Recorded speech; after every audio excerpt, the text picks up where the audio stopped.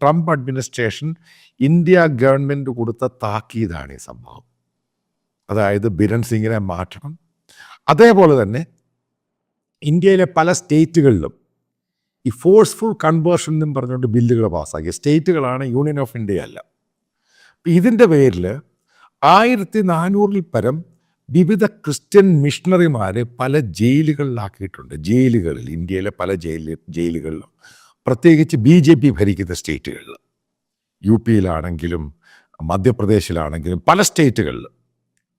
ഇപ്പോൾ ഉണ്ടായ സംഭവം എന്ന് പറയുന്ന കഴിഞ്ഞ 2 ആഴ്ച കൊണ്ട് ഇതിനകത്ത് 700ഓളം പേര് അവരെ പോലീസ് തന്നെ അവരെ വിളിച്ചിട്ട് ജയിലിൽ നിന്ന് അവരെ മോചിപ്പിച്ചു.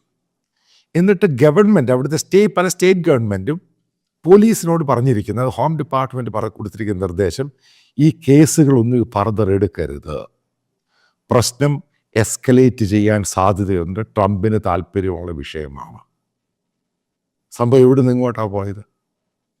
അതേപോലെ തന്നെ ഹോം മിനിസ്ട്രി കൊടുത്തിരിക്കുന്ന താക്കീത്, അതായത് പല സ്റ്റേറ്റ് ഗവൺമെൻറ് കൊടുത്തിരിക്കുന്ന താക്കീത്, ഇതേപോലെയുള്ള ഫോഴ്സ്ഫുൾ കൺവേർഷൻ, ഈ സംഭവം കേസെടുക്കരുത്, ഇന്ത്യൻ കോൺസ്റ്റിറ്റ്യൂഷൻ്റെ അകത്ത് നിൽക്കുന്ന ആ രീതിയിൽ മാത്രം, അതായത് ആ നിയമങ്ങൾ മാത്രം പാലിച്ച് മാത്രമേ കേസെടുക്കാൻ പാടുള്ളൂ, കള്ളക്കേസ് എടുക്കരുത്,